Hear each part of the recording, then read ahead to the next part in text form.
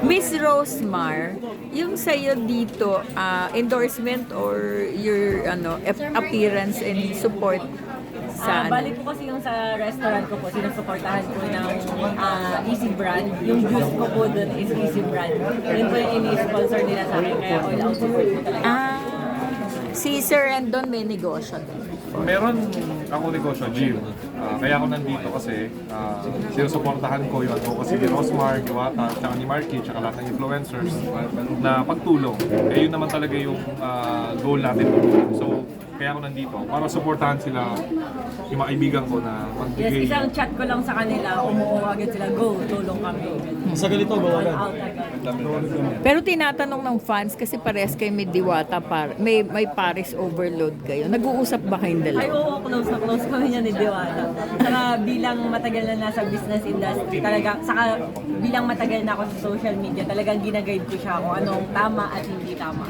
Wow! Kasi Well, hindi naman dapat hatakan pa babae, dapat talaga suportahan.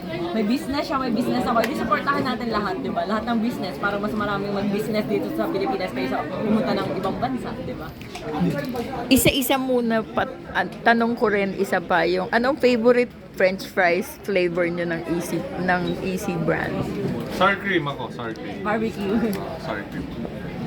Cheese! Ako barbecue. Barbecue. Bukod sa French fries, meron pa ba kayo na-try na Easy Brand na Juice. food? Juice. Yung juice solid, masarap. Juice Yung gamit lychee. namin, pati sa kanya, sa paresan niya, Easy Brand din. Wow. Yung lychee solid, masarap. Solid. Kahit walang yan, kahit di malamig, masarap. Guys, And may naisip na po ba kayong parang business na kung saan gagamitin niyo yung mga Easy Brand na part or sinusupport? Ako motivational rice toppings. Yung toppings. Yes. Motivational rice toppings. O di ba may toppings na ha? Hindi na basta kanin. So pag bawat subo mo, mamomotivate ka sa buhay.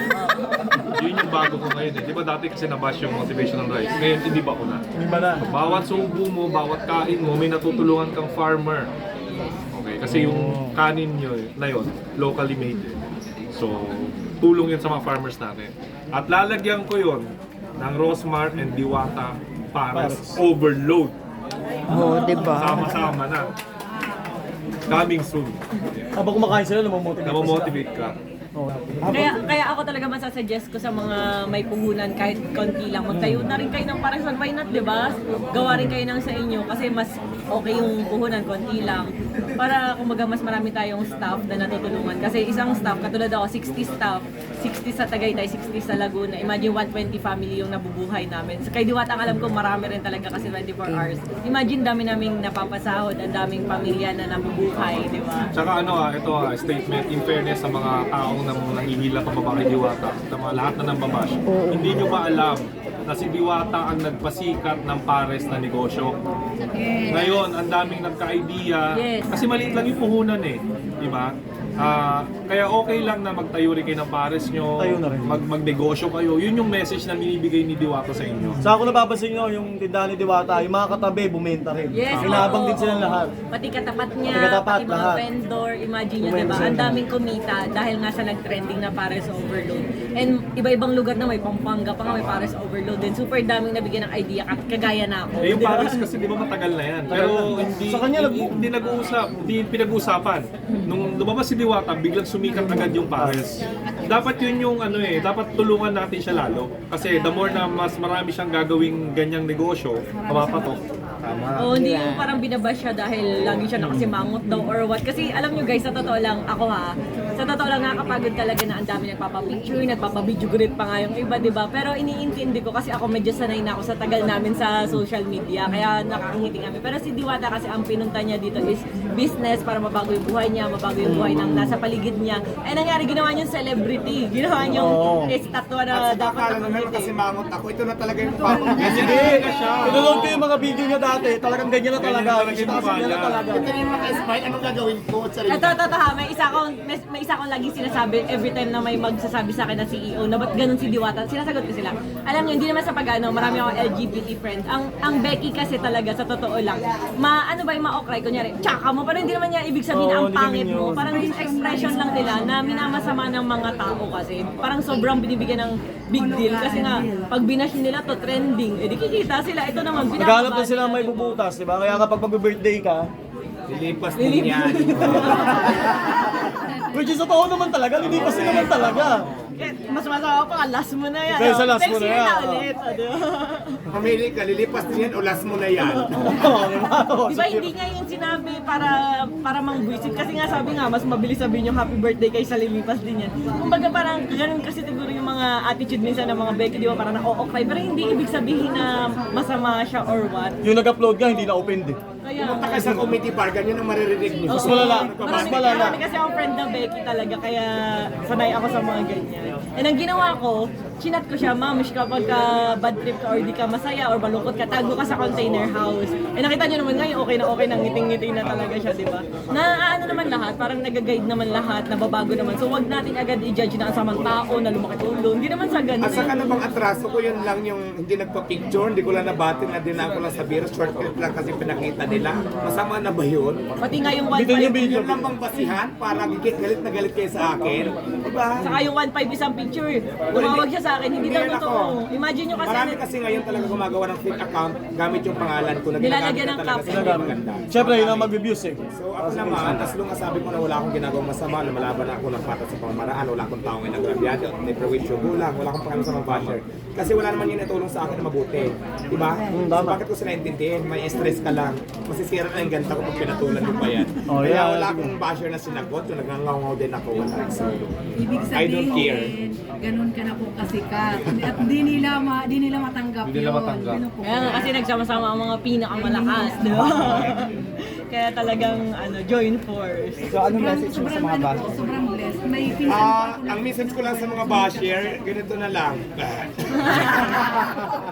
Sorry lang.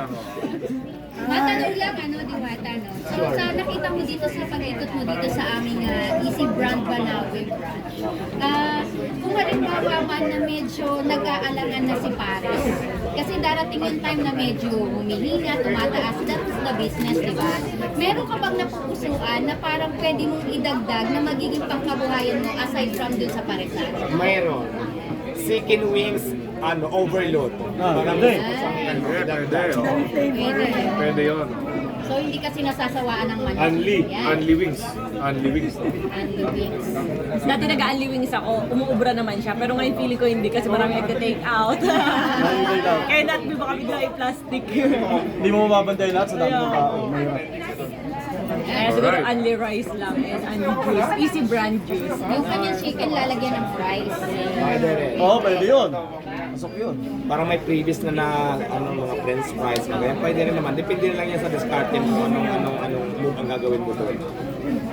Si Sir Ren, Ano naman, pangkwento naman kung paano nagsimula yung Kilala namin. Kasi sa totoo lang, may nakita, ay ano ba ito ginawa kong mic week lang. Kasi papunta kami ata ng ibang bansa or Boracay, hindi ko na alam. Basta parang may flight kami nun. So, nakita ko yung post ni Diwata, natatakam ako, sabi ko sa asawa ko, Daddy, pakasay lang, nandito tayo sa may naiya. Sabi ko, daan ka tayo. Kaso nga hindi na kami nakadaan. Hindi pa ganong boom na boom nun. As in, parang natakam lang ako dumaan sa FYP ko sa TikTok. Tapos, ngayon, pagtingin ko, naka-follow siya sa akin. Tapos, inalo ko din siya. Tapos nakita ko binabash siya. Kaya nag-comment ako sa kanya. Sabi ko, dead mo lang yung mga bashers. Dami talagang ganyan hirahin ka pababa, mga ganyan-ganyan. Nag-comment ako sa kanya kasi nga bilang ako nasanay na sa bashers. So ngayon, nagulat ako kasi binidyo niya yung comment ko and sabi niya sa mga kasamahan niya, tingnan niyo si Ma'am Rosemar, ikaw ba talaga ito nag-comment? Parang tuwan-tuwa siya na parang idol niya ako na ganun. So ako naman, dahil nga sa sipag niya na feel ko yung sarili ko dati, parang nakikita ko sa kanya, naging idol ko din talaga siya sa hindi pagsuko sa buhay. So kaya kami talagang okay. Kaya hindi ko alam sa mga tao pinag-aaway kami, kesyo ganito, ganyan. Hindi nila alam all goods talaga kami simula umpisa hanggang ngayon. Totoo yan. Doon sa sa message, doon sa comment, so ito yung sinabi na ganun. Ganon yung nangyari kung bakit kayo magkakilala. Habang pinag-ihiwalay, lalo kayo nagiging. Yes, lalo kami nag-chat and sinasabi ko nga sa kanya na kaya ako siya tinulungan sa iba't ibang endorsement and sa 1 million cash kasi alam ko na hindi naman lifetime yung hype. Hindi na, saka pati parang wala nga kami kinikita sa Paris, parang ang charity lang eh. Marami kami napapakain sa murang halaga and at the same time marami kami nabibigyan ng trabaho. Diba? Doon palang masaya na kami. Akala kasi ng iba kung maraming customer, ganun na. So, hindi ganun kadali Negosyo yan. kumita ng pera. Alam mo, ang marami doon, yung pagod namin pa rin. Saka mahirap kumiti ng pagod, kahit naman Diba sino. nga? Lalo na ako kasi halos akong kumikilos lahat. Ako nagmamanis lang, nagandala mga tao, mga istas, mga ano-ano pa. So, ang hirap talaga sa part ko. Pero yung kasi ang hindi naintindihan ng iba. So, okay lang, tuloy lang, laban lang. Kasi kahit ako nga medyo aircon sa akin, di ba kaya nakakangiti pa. Ikay Diwata nung pumunta kami. Alam niyo yung sa container house na binigay ko, may kama na doon, may aircon. Pero ang init pa rin, kala mo parang kang nakabilad pa rin sa araw. Malamig na ngayon kasi dinagdagan ko lang isa pang aircon. Oo. Imagine nyo, di ba, ang init dun sa lugar niya. Kaya parang ano i-expect nyo, pagod yung tao, stress, paano patatakbuhin nyo, ganun ka. Kasi hindi naman siya sanay sa business eh. Kumbaga, nag-start siya na bigla, parang biglang boom na boom. Hindi naman siya vlogger na anong bigla. Saka hindi rin siya vlogger or vlogger. artista na i-expect nyo na laging nakangiti, na ginawa nyo ng papicturan, di ba? So yun, dapat intindihin lang talaga kasi lagi kong tinatanong yung asawa ko, tingin mo ba lumaki talaga ulo ni Diwata? Kasi nga puro ganun yung bash, so ako napapatanong, sabi ng asawa ko, ay hindi mami, pagod lang talaga yan. Yun. First time niyo ba nagsama-sama together and may future collaboration project? Bali ano siya, ninang, ninang ng anak ko, ayun, di ba? Mga nakita natin to kay Ship Yoji, nagkita din tayo, no? Tapos sa binyag ng anak. Yes, sa Shift International, nag-meet din kami. Madalas kami nagkikita niyan and all goods talaga kami. And si Rendell. Yes, eto dati binash ako na ito. O di ba, alam niyo Bakit naman naman yun. binash? Totoo yun, hindi yun scripted. Binash talaga niya ako. Pero alam niyo to kasi tao to, nakita ko yung totoo sa kanya na ay Oo, hindi kasi ano kahit- lang to, parang nagko-content lang siya. Pero mabait na tao talaga. Doon ko, kinaibigan ko na siya. Binash din siya. O, ninong din siya anak ko. Kasi kapag alam kong masama ugali, hindi ako nakikipagkaibigan. Pero nung nakilala ko to, sabi ko, putik mabait pala. Laking tao pero ang bait pala. Mabait siya rin doon. Oo, mabait Sabi talaga. din sa Kaya sinamahan namin. Kasi hindi kami nakikipag-friend sa attitude. Eh, hindi naman attitude mabait. Ngayon, ako na yung tigapagtanggol nila. Kaya lahat ng mga away kay Diwata, tsaka kay Rosmar, tsaka kay Marky, Alam na. yari. Kaya Alam yan. na.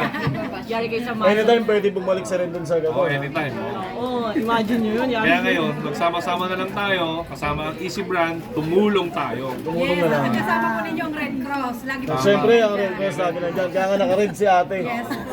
Siya sa Red Cross pala. Papatulong po kami sa inyo para sa endorsement po ng Red Cross. So mayroon po tayong membership program. Ano po sa Red Cross?